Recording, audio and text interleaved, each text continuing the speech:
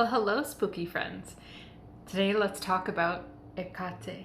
Hecate was initially a Greek goddess who was capable of both good and evil, but later she sort of transformed into this mother of witches. And there's a really interesting explanation as to how. Hecate is the goddess of life, death, regeneration, and magic. She rules wisdom, choices, expiation, victory, vengeance, and travel. She is also witness to every crime. She's invoked for justice often, especially with crimes involving women and girls. Often she's invoked when justice is not forthcoming from other channels, such as a court case or perhaps someone refuses to repent for what they've done. She has the power to grant any wish that we have. But she also can be invoked for protection of dogs or for dogs. And I guess you guys know where I'm going with this, why I respect her so much. It is said that whenever you call on the triple goddess, she comes to you. Much as I ignored her, put my faith in lesser gods, signed my name in other books, she still came to me when I needed her most. When I wandered, lost, in the Netherrealm, it was she who led me back to the material world. We call you Hecate. She can be petitioned for fertility, for victory in battle. She can be invoked for healing, especially in cases where medical failure has happened. She can be invoked for a swift and painless death in cases where someone is ill. She can also be invoked to banish ghosts. So where did she come from? Well, it's said that she was born a Titan with the power of land, sea, and sky. And there are also stories coming from witches where she is born of the stars and the moon. The Greek historian Hesiod that she is the daughter of the Titan Perses and the nymph Asteria, which is interesting because the word Asteria sort of sounds like star in several languages, and that she has power over heaven and earth, bestowing wealth and blessings in all aspects of life. She also has ties to the underworld, where she kind of resides in an area between both worlds, the known and the unknown converging in one spot, hence why she's often associated as being a witch of the crossroads. It's said that during the War of the Greek Gods, she was one of the only Titans to survive the battles. And in fiction, she's frequently referenced towards witchcraft, the night, the moon, ghosts, hellhounds, and necromancy. She's often depicted holding two torches, her connection with the night. She's also one of the first witches to adopt a familiar, a dog, and the sound of dogs barking would be the signal that she is coming from the underworld. Then she must do it a lot at 3 a.m. when someone's outside. It might be her, with Odin. Like most women in history, she has multiple facets, but usually on the darker side. She's represented by 3 different faces: the maiden, the mother, and the crone. She tends to lord over the more macabre human experience in death and darkness through dreams and nighttime. Yes! Nighttime. Sort of like you would expect with Lilith, but more on the magical side. She's the chief goddess presiding over spells and magic. Real magic. There's a story stating that one time she witnessed the abduction of Demeter's daughter Persephone to the underworld, and torch in hand assists him in retrieving his daughter safely. It's there that the pillars of Hecatia, or the belief in Hecate, were born, because she stood at the crossroads between life and death, perhaps also simulating a doorway, where she kept the evil spirits in and allowed Persephone to escape swiftly. Oftentimes she is represented as a 3 women or a being with 3 faces, so that she can actually keep her eye on all areas of the crossroads, accompanied by a pack of barking dogs. Sometimes I wonder if I am related to her. Her role can be overwhelming to those learning witchcraft. It does seem like she has more power and is a little bit more terrifying. However, to her witch brood, she is wonderful. She is the witch mother and all healing.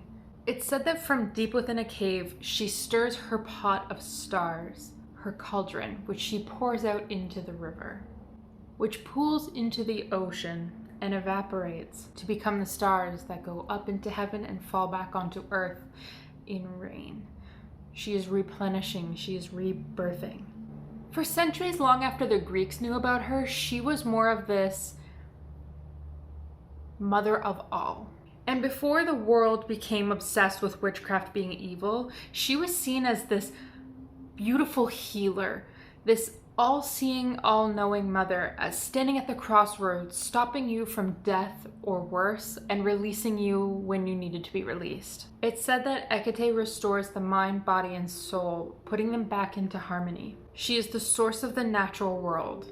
And it crushes me to understand that she has been seen as such a dark figure, and they focused on the crone.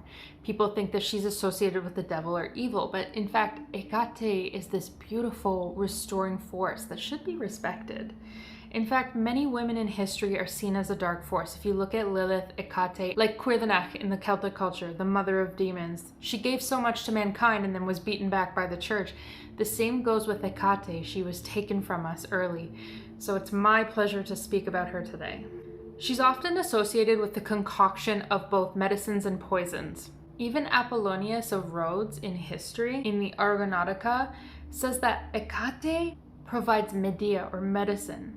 The daughter of Perseus is giving us drugs in the good way, to heal. It's also said that she wears oak, which is very significant because the oak tree is seen as a tree of life or healing.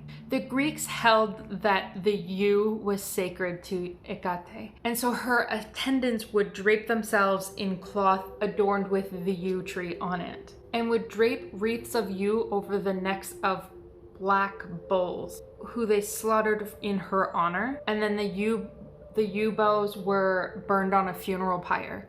It's actually really interesting that the Greek word for yew, the ancient Greek word, was toxos, which then turned into the word toxins. So if you can imagine, the word toxin literally means poison. It came from a Greek word that was inspired by Hecate.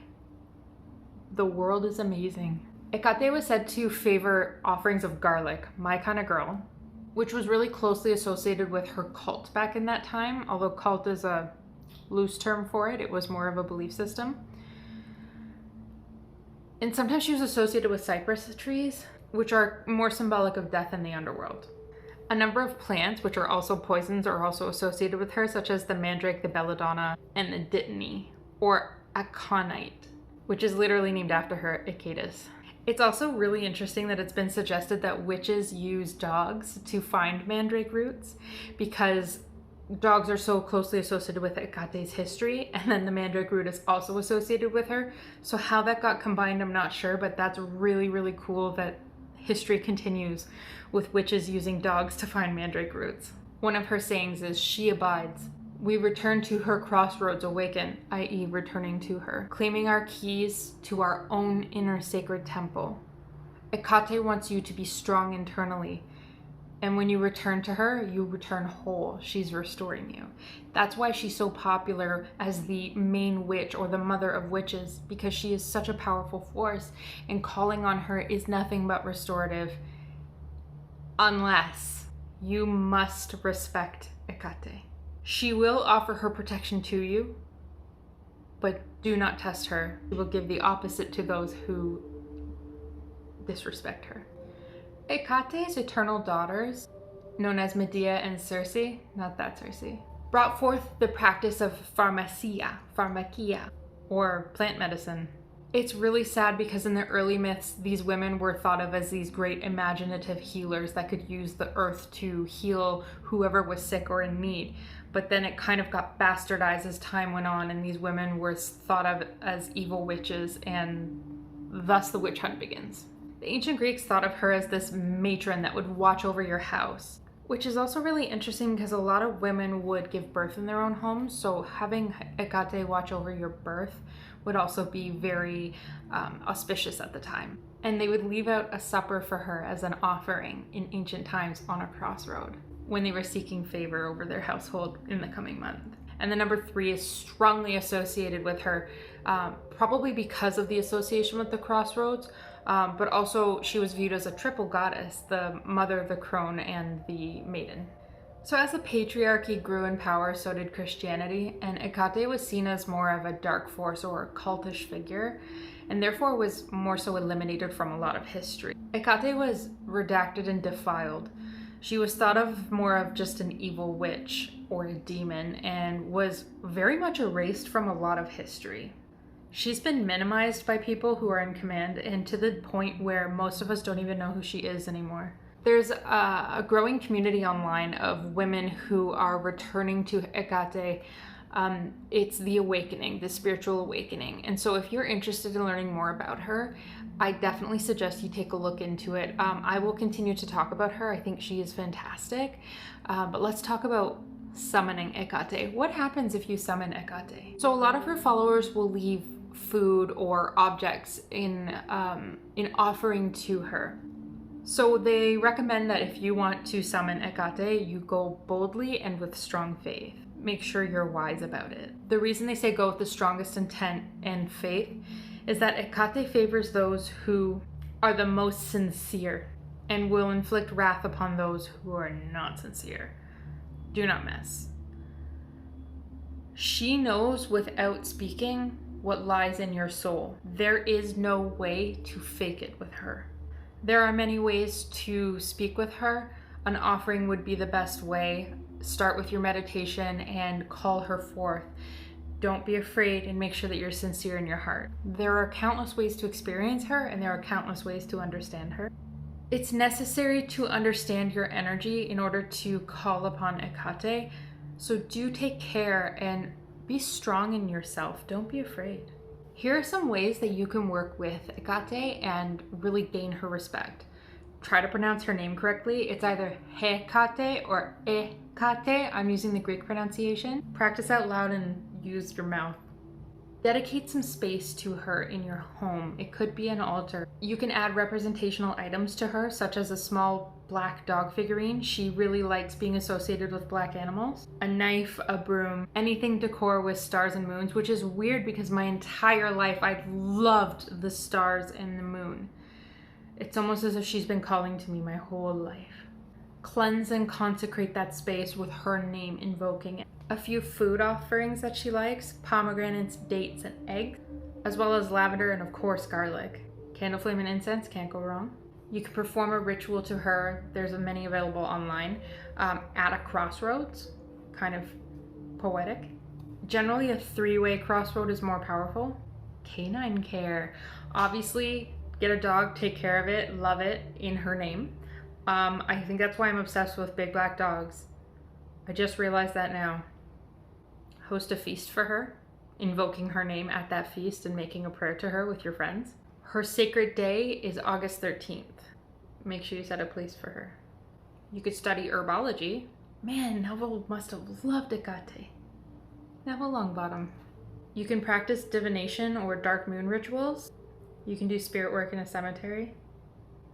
Often her presence has been felt in cemeteries, so that would be a good place as she does preside over death. You can leave an offering to her and her hounds outside of your door. You can locate Sirius the dog star and pray on her. Sirius, you know? Holy shit, Harry Potter. He was my favorite character.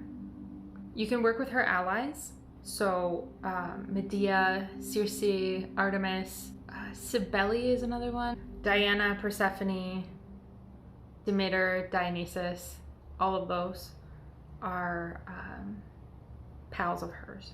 Doing things in 13. She loves the number 13. 13 flowers, 13 dates, 13 pomegranates. I mean, that's a lot. 13 pomegranates. It's expensive. Say her prayer 13 times. I mean, it's devotion. So that's Hecate. Beautiful, wonderful, and fair. I know for a fact that this goddess has touched my life in more ways than one, and I will continue to think about her.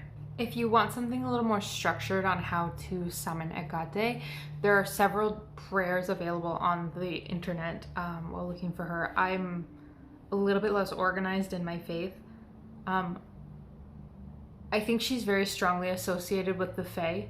And if you don't know what the Fae is, I will do a video on it. But the Fae are the forces that make nature happen.